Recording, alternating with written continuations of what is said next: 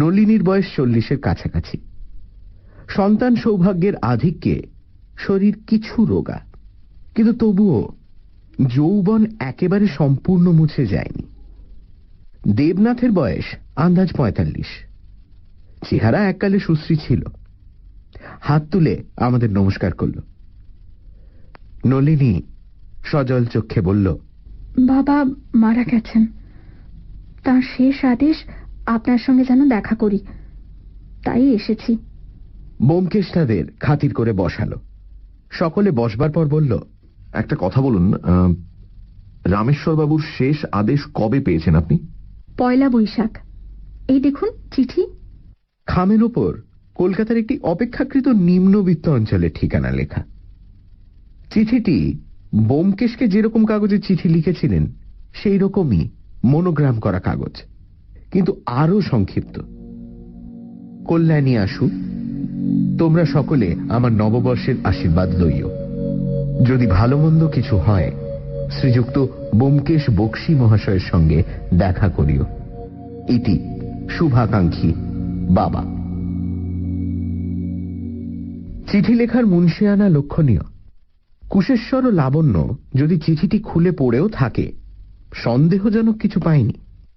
ভালো মন্দ কিছু হয়, এর গূঢ় অর্থ যে নিজের মৃত্যু সম্ভাবনা, তা চট করে ধরা যায় না। সাধারণ বিপদ আপদ হতে পারে, তাই তারা চিঠিটি আটকায়নি।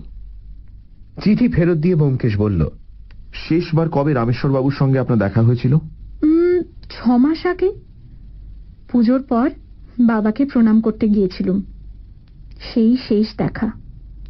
তা বৌদি সারাক্ষণ কাছে দাঁড়িয়ে রইল, আড়ালে বাবার সঙ্গে একটা কথাও কইতে দিলে না। বৌদির সঙ্গে আপনার সদ্ভাব নেই? সদ্ভাব? বৌদি আমাকে 2 চোখে দেখতে পারেন না। কোনো কারণ আছে কি? কারণ আর কি, ননদ ভাজ, এই কারণ। বৌদি বাঁজা, আমার মা ষষ্ঠীর কৃপায় ছেলেপুলে হয়েছে, এই কারণ। ডাক্তার সেনের সঙ্গে সম্প্রতি আপনাদের দেখা হয়েছে? সেন কাকা কাল সকালে আমাদের বাসায় গিয়েছিলেন। তিনি বললেন বাবা নাকি উইল করে গেছেন। সেই উইল কোথায় আপনারা জানেন? কি করে জানবো? বাবাকে ওরা একরকম বন্দি করে রেখেছিল। বাবা অথর্ব হয়ে পড়েছিলেন, তেতলায় নিজের ঘর ছেড়ে বেরুতে পারতেন না। ওরা যক্ষীর মতো বাবাকে আগলে থাকতো। বাবা যেসব চিঠি লিখতেন ওরা খুলে খুলে দেখত, যে চিঠি ওদের পছন্দ নয় তা ছিঁড়ে ফেলে দিত। বাবা যদি উইল করেও থাকেন, তা কি আর আছে? বৌদি ছিঁড়ে ফেলে দিয়েছে। রামেশ্বর বাবু বুদ্ধিমান লোক ছিলেন। তিনি যদি উইল করে গিয়ে থাকেন, নিশ্চয়ই এমন কোথাও লুকিয়ে রেখে গেছেন যে সহজে কেউ খুঁজে পাবে না। এখন কাজ হচ্ছে ওরা সেটা খুঁজে পাবার আগে আমাদের সেটা খুঁজে বার করা। হ্যাঁ ব্যোমকেশ বাবু, বাবা যদি উইল করে থাকেন নিশ্চয়ই আমাদের কিছু দিয়ে গেছেন, নইলে উইল করার কোনো মানে হয় না। কিন্তু এই অবস্থায় কি করতে হয় আমরা কিছুই জানি না। এই সময় দেবনাথ গলা খাঁকরানি দিয়ে প্রথম কিছু বলবার উপক্রম করল। ব্যোমকেশ তার দিকে চোখ ফেরালে সে একটু অপ্রতিভ ভাবে বলল, একটা কথা মনে হলো, শুনেছি উইল করলে 2 জন সাক্ষীর দস্তখত দরকার হয়, কিন্তু আমার শ্বশুর 2 জন সাক্ষী কোথায় পাবেন? ব্যোমকেশ বলল, আপনার কথা ঠিক, কিন্তু একটা ব্যতিক্রম আছে। যিনি উইল করেছেন তিনি যদি নিজের হাতে আগাগোড়া উইলটা লেখেন, তাহলে তো সাক্ষীর দরকার হয় না। নলিনী উজ্জ্বল চোখে স্বামীর পানে চাইল। শুনলে, এই জন্য বাবা ওর সঙ্গে দেখা করতে বলেছিলেন। ব্যোমকেশ বাবু, আপনি একটা উপায় করুন। আমি চেষ্টা করব। উইল বাড়িতেই আছে, বাড়ি সার্চ করতে হবে। কিন্তু ওরা তো যাকে তাকে বাড়ি সার্চ করতে দেবে না। তাহলে পুলিশের সাহায্য নিতে হবে। ডাক্তার অসীম সেনকেও দরকার হবে। 2-4 দিন সময় লাগবে। আপনারা বাড়ি যান, যা করবার আমি করছি। উইলের অস্তিত্ব যদি থাকে আমি খুঁজে বার করবই। ব্যোমকেশ যখন সরকারি মহলে দেখাশোনা করতে যেত, আমাকে সঙ্গে নিত না। আমারও সরকারি অফিসের গোলকধাঁধায় ঘুরে বেড়াতে ভালো লাগতো না। দুদিন ব্যোমকেশ কোথায় কোথায় বেরিয়েছে তা জানি না। তৃতীয় দিন সন্ধ্যায় বাসায় ফিরে এসে দীর্ঘশ্বাস ফেলে এসে বলল, সব ঠিক হয়ে গেছে। জিজ্ঞেস করলাম, কি ঠিক হয়ে গেছে?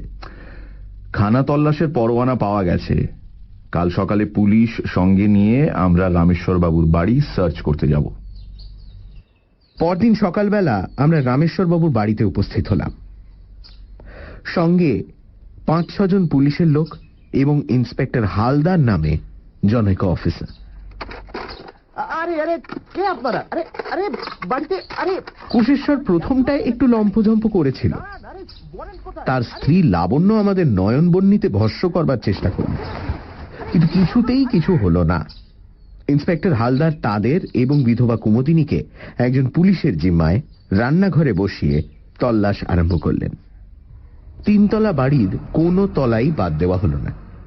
2 জন নিচের তলায় তল্লাশি চালালো, 2 জন দোতলায় কুশেশ্বর ও লাবণ্যের ঘরগুলি অনুসন্ধানের ভার নিল, এবং ব্যোমকেশ, ইন্সপেক্টর হালদার ও আমি 3 তলায় গেলাম। রামেশ্বর বাবু 3 তলায় থাকতেন, সুতরাং সেখানেই উইল খুঁজে পাওয়ার সম্ভাবনা বেশি। 2টি ঘর 3 তলায়। ছোট ঘরটি গিন্নি শোয়ার ঘর, বড় ঘরটি একই সঙ্গে রামেশ্বর বাবু শোয়ার ঘর এবং অফিস ঘর। এক পাশে তার খাট, অন্য পাশে টেবিল, চেয়ার, বইয়ের আলমারি প্রভৃতি। এই ঘর থেকে একটি সরু দরজা দিয়ে স্নানের ঘরে যাওয়ার রাস্তা। আমরা তল্লাশি আরম্ভ করলাম। তল্লাশের বিস্তারিত বিবরণের প্রয়োজন নেই। 2টি ঘরের বহু আসবাব, খাট, বিছানা, টেবিল, চেয়ার, আলমারির ভেতর থেকে এক টুকরো কাগজ খুঁজে বার করতে হবে। সুতরাং পুঙ্খানুপুঙ্খ রূপেই তল্লাশি করা হলো। তল্লাশ করতে করতে একটা তথ্য আবিষ্কার করলাম। আমাদের আগে আর এক দফা তল্লাশ হয়ে গেছে। কুশেশ্বর এবং তার স্ত্রী উইলের খোঁজ করেছে। ব্যোমকেশ আমার কথা শুনে বলল, এখন কথা হচ্ছে ওরা খুঁজে পেয়েছে কিনা। সানডে সাসপেন্স, শুধুমাত্র radio Mirchi 98.3 FM A. It's hot. শুনছেন শরদিন্দু বন্দ্যোপাধ্যায়ের লেখা ব্যোমকেশ কাহিনী খুঁজি খুঁজি নারী। রামেশ্বর বাবু মারা গেছেন। তার মেয়ে নলিনী বাবার একটি চিঠি নিয়ে ব্যোমকেশের সঙ্গে দেখা করল। চিঠিতে বাবা নলিনীকে ব্যোমকেশের সঙ্গে দেখা করার আদেশ দিয়েছেন। নলিনী জানালো বৌদির সঙ্গে তার কোনো সদ্ভাব নেই এবং বাবাকে তারা প্রায় একরকম বন্দি করে রেখেছিল। তবে উইল তিনি নিশ্চয়ই একটা করে গেছেন। কয়েকদিন পর ব্যোমকেশরা একটা সার্চ ওয়ারেন্ট নিয়ে রামেশ্বর বাবুর বাড়িতে হাজির হল। 3 তলা বাড়ি তন্ন তন্ন করে খোঁজা হল, কিন্তু কিছুই পাওয়া গেল না। তল্লাশি করতে গিয়ে এটা বোঝা গেল যে কুশেশ্বর এবং তার স্ত্রী লাবণ্য এর আগে এক প্রস্ত খুঁজেছে। প্রশ্ন হচ্ছে উইলটা ওদের হাতে পড়েছে কিনা। তারপর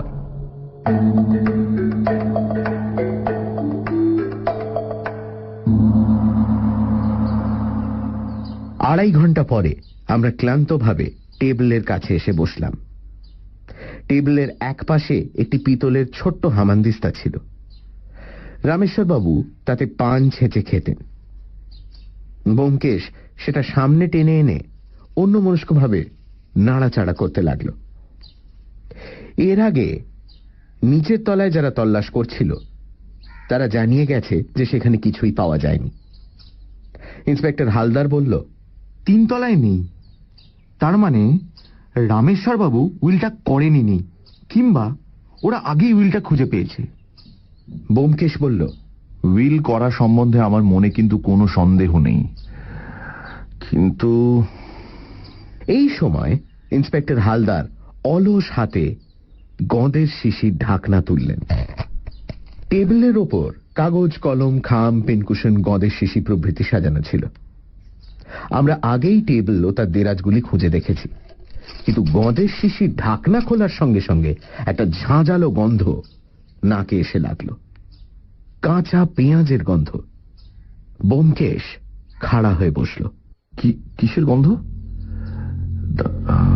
এটা তো কাঁচা পেঁয়াজ। দেখি। গঁদের শিশি কাছে টেনে নিয়ে সে গভীরভাবে শুকল। শিশি কাত করে দেখল ভেতরে গাঢ় হালকা সাদা পদার্থটি দেখে গঁদের আঠা বলেই মনে হয়, কিন্তু তাতে পেঁয়াজের গন্ধ কেন? পেঁয়াজ কোত্থেকে এলো? গঁদের শিশি হাতে নিয়ে ব্যোমকেশ কিছুক্ষণ নিশ্চল অবস্থায় বসে রইল। নিশ্চলতার অন্তরালে যে প্রচন্ড মানসিক ক্রিয়া চলছে তা তার চোখের তীব্র প্রখর দৃষ্টি থেকেই অনুমান করা যায়। আমি ইন্সপেক্টর হালদারের সঙ্গে দৃষ্টি বিনিময় করলাম। পেঁয়াজ গন্ধি গঁদের শিশির মধ্যে ব্যোমকেশ কোনো রহস্যের সন্ধান পেল নাকি? ইন্সপেক্টর হালদার, দয়া করে একবার কুশেশ্বরের স্ত্রীকে ডেকে আনবেন। অল্পক্ষণ পরে লাবণ্য প্রতি পদক্ষেপে বিদ্রোহ ঘোষণা করতে করতে ঘরে প্রবেশ করল।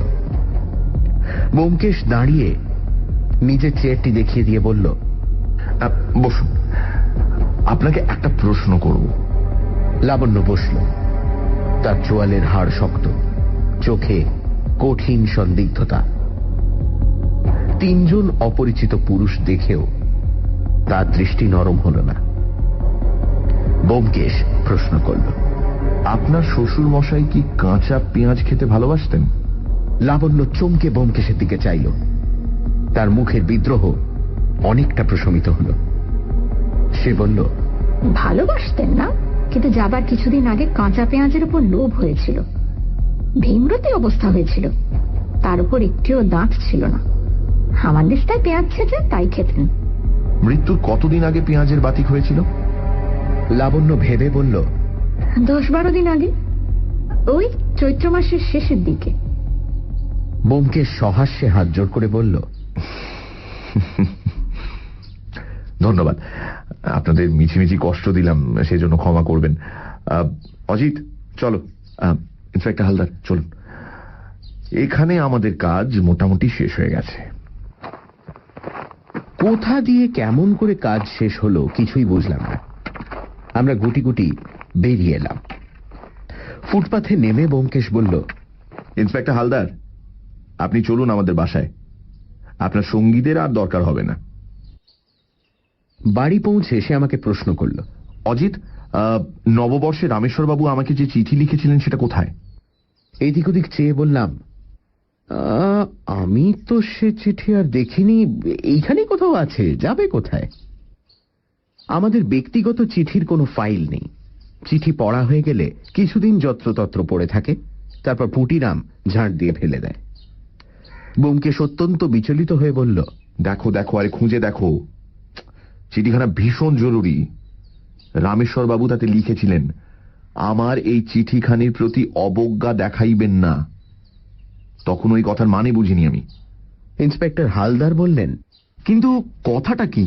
ও চিঠিখানা হঠাৎ এত জরুরি হয়ে উঠল কি করে? বুঝতে পারলেন না? ওই চিঠিখানাই রামেশ্বরবাবুর উইল। সে কি? হ্যাঁ, আজ গঁদের শিশিতে পেঁয়াজের রস দেখে বুঝতে পারলাম। রামেশ্বরবাবু অদৃশ্য কালি দিয়ে উইল লিখে আমাকে পাঠিয়েছিলেন। কিন্তু অদৃশ্য কালি? পরে বলবো। অজিত, এই চারিদিকে ভালো করে খুঁজে দেখো। পুঠিরামকে ডাকো। পুঠিরাম, ওই পুঠিরাম। ওই চিঠি যদি না পাওয়া যায়, নলিনী আর দেবনাথের সর্বনাশ হয়ে যাবে। ভালো করে খুঁজে দেখো। পুটিরামকে ডাকা হলো।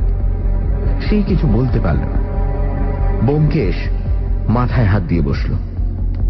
তারপর ফ্যাকাশে মুখ তুলে বলল, থামো থামো, বাইরে খুঁজলে হবে না, মনের মধ্যে খুঁজতে হবে।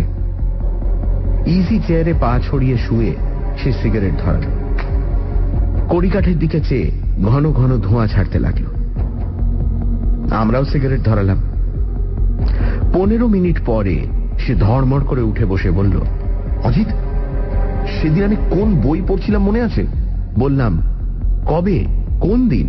আরে বাবা, যেদিন রামেশ্বরবাবু চিঠিখানা এলো, পয়লা বৈশাখ বিকেল বেলা, মনে নেই? মনের পটে সেদিনের দৃশ্যটি আঁকবার চেষ্টা করলাম। পোস্টম্যান দরজায় ঠকঠক শব্দ করল।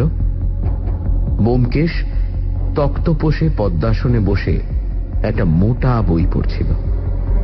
কালী সিংহের মহাভারত না হেমচন্দ্রের রামায়ণ? ব্যোমকেশ বলে উঠল, মহাভারত, মহাভারত দ্বিতীয় খণ্ড, পিতামহ ভীষ্মের কথা উঠল। আরে বাবা, মনে নেই?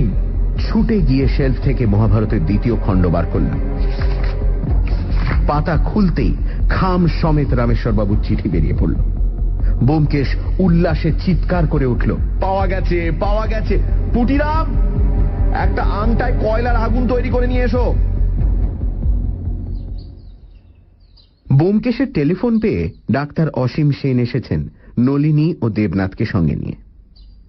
ঘরের মেঝে আগুনের আংটা ঘরের বাতাবরণকে আরো উত্তপ্ত করে তুলেছে। ব্যোমকেশ চিঠিখানা সযত্নে হাতে ধরে বলতে আরম্ভ করল। রামেশ্বরবাবু হাস্যরসিক ছিলেন, তার উপর মহাবুদ্ধিমানও, কিন্তু তার শরীর অসমর্থ হয়ে পড়েছিল। স্বাধীনভাবে কাজ করার ক্ষমতা তার ছিল না। তিনি ছেলে আর পুত্রবধূর হাতের পুতুল হয়ে পড়েছিলেন। তিনি যখন বুঝতে পারলেন যে তার আয়ু ফুরিয়ে আসছে, তখন তার ইচ্ছে হলো মেয়েকেও কিছু ভাগ দিয়ে যাবেন। কিন্তু মেয়েকে সম্পত্তির ভাগ দিতে গেলে উইল করতে হয়। বর্তমান আইন অনুসারে মেয়ের পিতৃ সম্পত্তির ওপর কোনো স্বাভাবিক দাবি নেই। রামেশ্বরবাবু স্থির করলেন তিনি উইল করবেন। কিন্তু শুধু উইল করলেই তো হলো না, তার মৃত্যুর পর উইল যে বিদ্যমান থাকবে তার স্থিরতা কি? কুশেশ্বর আর লাবণ্য সম্পত্তির ভাগ নলিনীকে দেবে না। তারা নলিনীকে দুচক্ষে দেখতে পারে না। তারা নলিনীকে বাপের সঙ্গে দেখা করতে দেয় না, সারাক্ষণ রামেশ্বরবাবুকে আগলে আগলে রাখে। তিনি যেসব চিঠি লেখেন তা খুলে তদারক করে। চিঠিতে সন্দেহজনক কোনো কথা থাকলে চিঠি ছিঁড়ে ফেলে দেয়। তাহলে উপায়? রামেশ্বরবাবু বুদ্ধি খেলিয়ে উপায় বার করলেন নিজেই।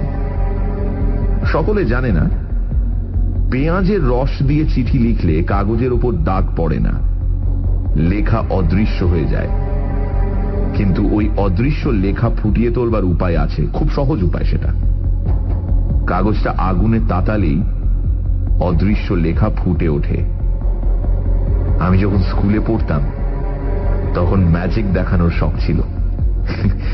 অনেকবার সহপাঠীদের এই ম্যাজিক দেখিয়েছি আমি। রামেশ্বরবাবু এই ম্যাজিক জানতেন। তিনি আবদার ধরলেন কাঁচা পেঁয়াজ খাবেন। তার ছেলে বউ ভাবল ভীমরতির খেয়াল, আপত্তি করল না। রামেশ্বরবাবু হামানদিস্তায় পান ছেঁচে খেতেন। তার পান খাওয়ার শখ ছিল, কিন্তু দাঁত ছিল না। পেঁয়াজ হাতে পেয়ে তিনি হামানদিস্তায় থেঁতো করলেন, গঁদের শিশি থেকে গঁদ ফেলে দিয়ে তাতে পেঁয়াজের রস সঞ্চয় করে রাখলেন। কেউ জানতে পারল না। তার প্রাণে হাস্যরস ছিল। এই কাজ করবার সময় তিনি নিশ্চয়ই মনে মনে খুব হেসেছিলেন। পয়লা বৈশাখ তিনি তার ঘনিষ্ঠ ব্যক্তিদের শুভেচ্ছা জানিয়ে চিঠি লিখতেন। এবার নতুন বছর আসছে দেখে তিনি চিঠি লিখতে আরম্ভ করলেন। আমাকে প্রতি বছর চিঠি লেখেন, এবারও লিখলেন। তারপর চিঠির উল্টো পিঠে অদৃশ্য পেঁয়াজের রস দিয়ে উইল লিখলেন। এই সেই চিঠি আর উইল। ব্যোমকেশ খাম খুলে সাবধানে চিঠি বার করল। চিঠির ভাঁজ খুলে দুহাতে তার দুই প্রান্ত ধরে আংটার আগুনের ওপর ধীরে ধীরে সঞ্চালিত করতে লাগল। আমরা শ্বাস রুদ্ধ করে সেই দিকে তাকিয়ে রইলাম। 1 মিনিট রুদ্ধশ্বাস থাকবার পর আমাদের সকলের নাক থেকে জোরে নিঃশ্বাস পড়ল। কাগজের পিঠে বাদামি রঙের অক্ষর ফুটে উঠেছে। 5 মিনিট পরে কাগজখানি আগুনের ওপর থেকে সরিয়ে ব্যোমকেশ একবার তার উপর চোখ বুলিয়ে তারপর তা ডাক্তার সেনের দিকে বাড়িয়ে দিল। ডাক্তার সেন, রামেশ্বরবাবু আপনাকে যে উইলের কথা বলেছিলেন, এই সেই উইল। পড়ুন, আমরা সবাই শুনব। ডাক্তার সেন একবার উইলটা মনে মনে পড়লেন। তার মুখে শরণাত্মক হাসি ফুটে উঠল। তারপর তিনি গলা পরিষ্কার করে গম্ভীর কণ্ঠে পড়তে আরম্ভ করলেন। নমো ভগবতে বাসুদেবায়। আমি শ্রী রামেশ্বর রায়, শাকিল, 17 নম্বর শ্যামধন মিত্র লেন, বাগবাজার, কলিকাতা, অদ্য সুস্থ শরীরে এবং বহাল তবিয়তে আমার শেষ উইল লিখিতেছি। অবস্থা গতিকে উইলের সাক্ষী জোগাড় করা সম্ভব হইল না, তাই নিজ হস্তে আগাগোড়া উইল লিখিতেছি। আমার বুদ্ধিভ্রংশ বা মস্তিষ্ক বিকার হয় নাই। ডাক্তার অসীম সেন তাহার সাক্ষী। এখন আমার শেষ ইচ্ছা অর্থাৎ লাস্ট উইল অ্যান্ড টেস্টামেন্ট লিপিবদ্ধ করিতেছি। কলিকাতায় আমার যে 8টি বাড়ি আছে এবং ব্যাংকে যত টাকা আছে তার মধ্যে হ্যারিসন রোডের বাড়ি এবং নগদ 75,000 টাকা আমার কন্যা শ্রীমতী নলিনী পাইবে। আমার স্ত্রী শ্রীমতী কুমোদিনী যাবজ্জীবন আমার শ্যামপুকুরের বাড়ির উপসত্ত্ব ভোগ করিবেন।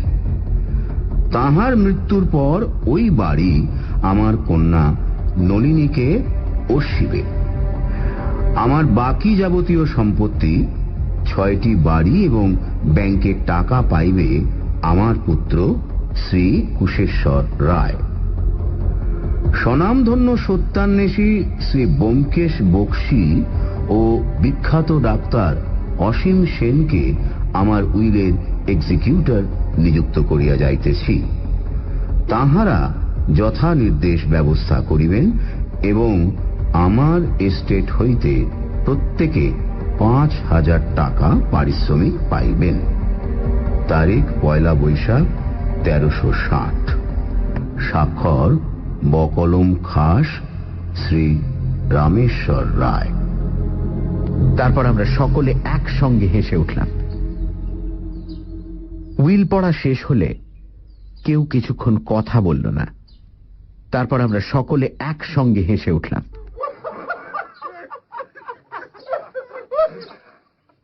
নলিনীর চোখে জল।